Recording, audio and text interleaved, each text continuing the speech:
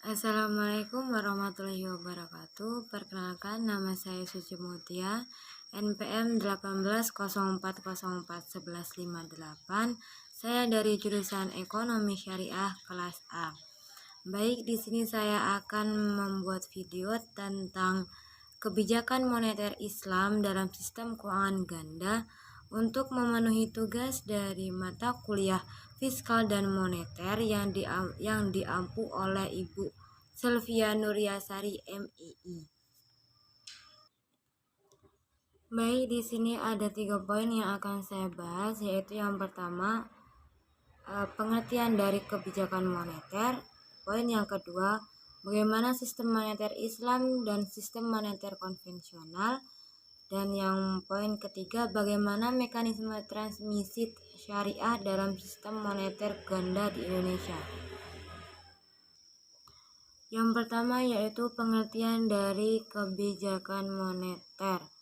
Kebijakan moneter adalah suatu kebijakan otoritas moneter atau bank sentral dalam bentuk pengendalian besaran moneter yang dapat berupa uang beredar, uang primer atau uang kredit perbankan, dan suatu suku bunga untuk mencapai stabilitas ekonomi makro.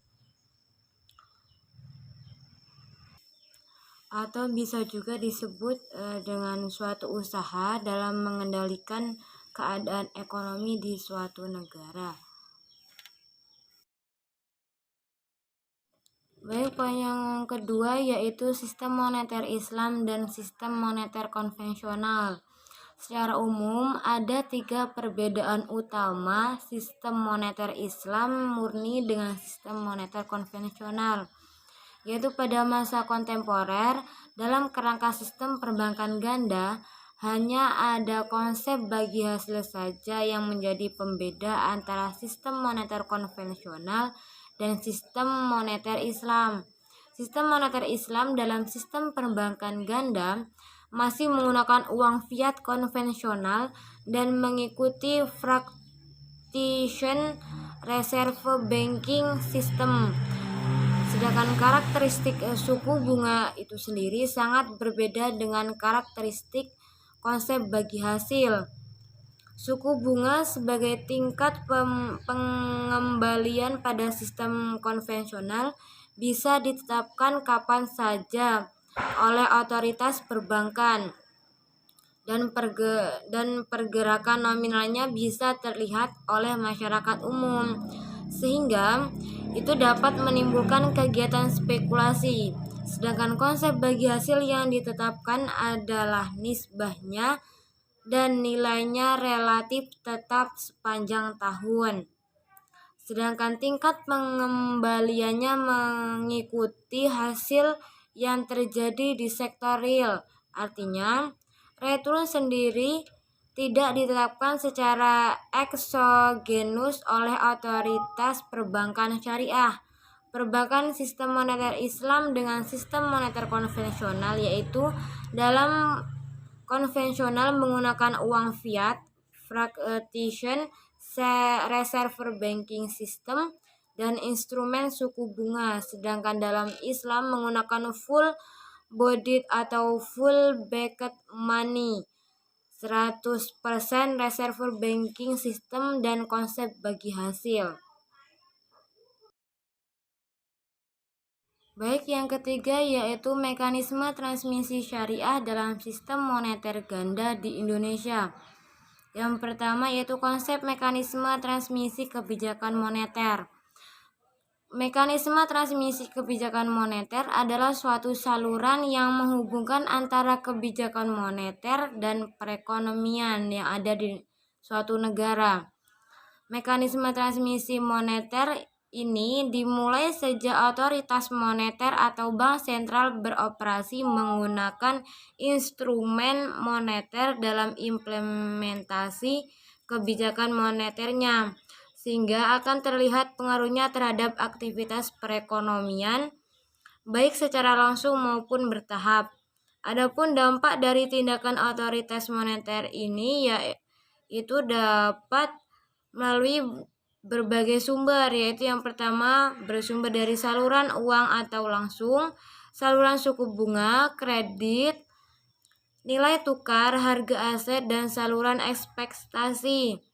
Dalam suatu perekonomian yang masih tradisional dan sifatnya masih tertutup dengan perbankan sebagai satu-satunya lembaga keuangan, hubungan antara uang beredar dengan aktivitas ekonomi real masih relatif erat. Namun dengan berkembangnya perekonomian di suatu negara dan semakin majunya sektor keuangan, mengakibatkan uang beredar dengan sektor real menjadi semakin renggang.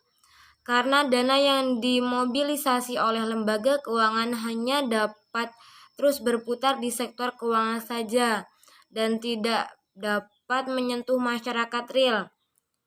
Dengan pola hubungan variabel-variabel ekonomi dan keuangan yang berubah dan semakin tidak erat tersebut akan mempengaruhi lamanya time lag waktu mekanisme transmisi kebijakan moneter. Sementara dalam perekonomian yang semakin terbuka dan sejalan dengan arus globalisasi akan mempengaruhi perkembangan ekonomi di suatu negara.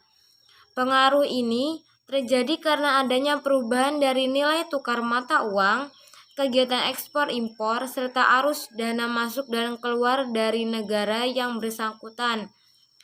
Dengan begitu, peranan saluran transmisi dan saluran harga aset seperti suku bunga, obligasi, saham, dan ekspektasi serta kredit dan nilai tukar ini menjadi semakin penting dan semakin dibutuhkan dalam suatu negara. Yang kedua yaitu tahapan transmisi moneter. Pada dasarnya, transmisi kebijakan moneter merupakan suatu interaksi antara bank sentral dengan perbankan serta lembaga keuangan lainnya dengan pelaku ekonomi lain di sektor real. Interaksi ini ada dua tahapan proses perputaran uang, yaitu yang pertama, interaksi antara bank sentral dengan perbankan dan lembaga keuangan lainnya dalam berbagai transaksi di pasar keuangan. Dan tahapan kedua yaitu interaksi yang berkaitan dengan fungsi intermediasi antara perbankan dengan lembaga keuangan lainnya serta para pelaku ekonomi dalam berbagai aktivitas di sektor ekonomi real. Yang ketiga yaitu saluran transmisi kebijakan moneter. Adapun saluran transmisi kebijakan moneter itu ada 6, yaitu meliputi saluran moneter langsung, saluran suku bunga, saluran harga aset, saluran nilai tukar, saluran kredit, dan saluran ekspektasi. Baik, itu saja yang dapat saya sampaikan. Saya akhiri. Wallahul muwaffiq ila aqwamit thoriq. Wassalamualaikum warahmatullahi wabarakatuh.